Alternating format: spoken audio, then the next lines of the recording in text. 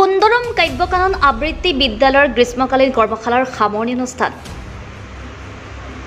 সংগীত আৰু কাব্য চৰ্চাৰ অন্যতম প্ৰতিষ্ঠান শিৱসাগৰ সুন্দৰম কাব্যকানন আবৃত্তি বিদ্যালয়ৰ গ্ৰীষ্মকালীন কৰ্মশালাৰ সামৰণি অনুষ্ঠান বৃহস্পতিবাৰে শিৱসাগৰ নগৰ জনজাতি জিৰণিচৰাত দিনজোৰা কাৰ্যসূচীৰে অনুষ্ঠিত হয়। বন্তি প্ৰজ্বলনেৰে অনুষ্ঠানৰ শুভাৰম্ভ কৰে বিশিষ্ট সমাজসেৱিকা তথা কাব্যকাননৰ মুখ্য পৃষ্ঠপোষক বিদ্যা পাতিৰীয়ে। ইয়াৰ পিছতে কণ কণ শিশুসকলৰ মাজত এখন আকৰ্ষণীয় অকণি সভা অনুষ্ঠিত কৰা হয়। অকণি সভাত শিশুসকলে দলীয় আবৃত্তি, সূত্ৰধাৰ নৃত্য আদিৰ লগতে গীত নৃত্যৰ সমাহাৰেৰে আয়োজন কৰা বিচিত্ৰানুষ্ঠানে ৰাইজক আপ্লুত কৰে। ইয়াৰ পিছতে অনুষ্ঠিত মুকলি সভাৰ আন্তৰিক কাব্যকাননৰ সভাপতি ৰাণু গগৈ শইকীয়াই বাস্তৱী চেতিয়াৰ আবৃত্তিৰে শুভাৰম্ভণি কৰা সভাত আদৰণি ভাষণ আগবঢ়াই কাৰ্যকৰী সভাপতি হাৰেজা বেগমে। সভাতে বৰগীত আৰু আবৃত্তিৰ প্ৰশিক্ষকদ্বয় খনিন পাটৰ আৰু উষা গগৈক বিশেষ সম্বৰ্ধনা আগবঢ়োৱা হয়। সভাত বিশিষ্ট অতিথি হিচাপে উপস্থিত থাকে বিশিষ্ট সংগীত শিল্পী সুৰজ কুমাৰ পাতিৰী, বিশিষ্ট সমাজকৰ্মী পুনাৰাম মিলি, শিক্ষক ভাৰত দাস, পিয়লি ফুকন মহাবিদ্যালয়ৰ প্ৰাক্তন অধ্যাপক অজন্তা গগৈ। জাতীয় সংগীতেৰে সামৰণি পৰা সভাখনিত অভিভাৱক আৰু ছাত্ৰ ছাত্ৰী তথা বিষয়ববীয়াসকলৰ আন্তৰিকতাপূৰ্ণ সহযোগিতাৰ বাবে অধ্যক্ষ উষা গগৈয়ে শলাগ জনোৱাৰ লগতে কৃতজ্ঞতা প্ৰকাশ কৰে। শিৱসাগৰৰ পৰা মহিবুল হুছেইনৰ ৰিপৰ্ট, অৰুণোদয় অসম।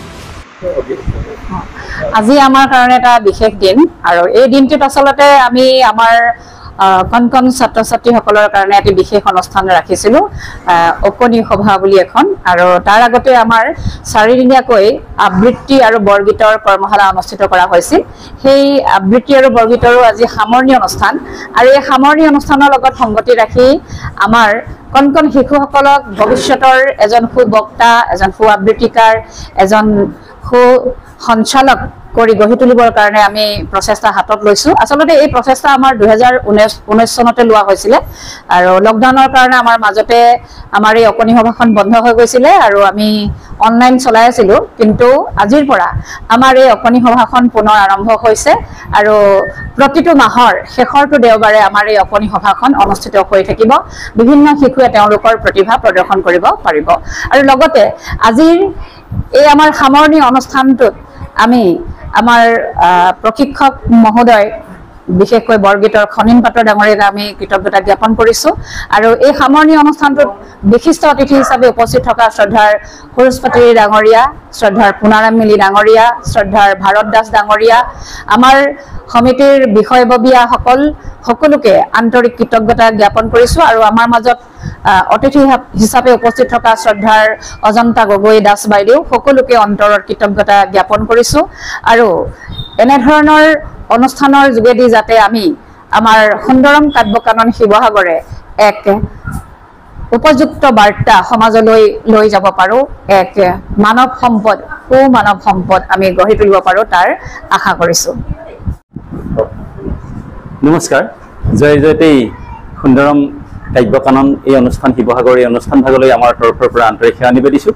তেখেতলোকে মহাপুৰুষ শ্ৰীমন্ত শংকৰদেৱ আৰু শ্ৰী শ্ৰী মাধৱদেৱৰ অপূৰ্ব সৃষ্টি বৰগীতৰ এই কৰ্মশালা কৰি শিৱসাগৰৰ ছাত্ৰ ছাত্ৰীসকলক উন্নতিৰ কাৰণে বা আধ্যাত্মিক শিক্ষাৰ কাৰণে যিখিনি তেওঁলোকে প্ৰয়াস কৰিছে সঁচাকৈ ই প্ৰশংসনীয়। আৰু বিশেষকৈ তেখেতলোকে 28 তাৰিখৰ পৰা 31 তাৰিখলৈ এই 4 দিনীয়া, অন্ততঃ এই 4 দিনৰ ভিতৰতে তেওঁলোকে ল'ৰা ছোৱালীবিলাকক সৈনিক জ্ঞান অকণমান হিচাপে যাতে প্ৰভাৱ পৰে, ছাত্ৰ ছাত্ৰীসকলৰ উঠি অহাৰ যিখিনি শিক্ষা, যিখিনি আধ্যাত্মিক শিক্ষাৰ যোগেদি তেওঁলোকৰ জীৱনটো কেনেকৈ ধৰণৰ আগুৱাই নিব লাগে, কেনেদৰে তেওঁলোকে পৰিচালিত হ'ব লাগে, সমাজত কেনেকৈ শৃংখলাবদ্ধভাৱে থাকিব লাগে, এই বৰগীতৰ শিক্ষাৰ যোগেদি আমি যিহেতু মহাপুৰুষ শ্ৰীমন্ত শংকৰদেৱ মাধৱদেৱে আমাক বাৰ্তা দি গৈছে, সেই বাৰ্তাৰ যোগেদি ছাত্ৰ ছাত্ৰীসকলে উপকৃত হৈছে বুলি ভাবিছোঁ। আৰু মোৰো ভাল লাগিলে ছাত্ৰ ছাত্ৰীসকলক শিকাই যথেষ্ট ছাত্ৰ ছাত্ৰীসকল আগ্ৰহী। আৰু লগতে সমূহ এই কাব্যকাননৰ সমূহ বিষয়ববীয়া সভাপতি, সম্পাদকৰে আদি কৰি সকলোকে আমাৰ আন্তৰিক সেৱা নিবেদিছোঁ। তেওঁলোকক যাতে ভগৱন্তই কৃপা দৃষ্টিয়ে চাই মংগল কৰক, তেওঁলোকক দীৰ্ঘায়ু কামনা কৰক। নমস্কাৰ।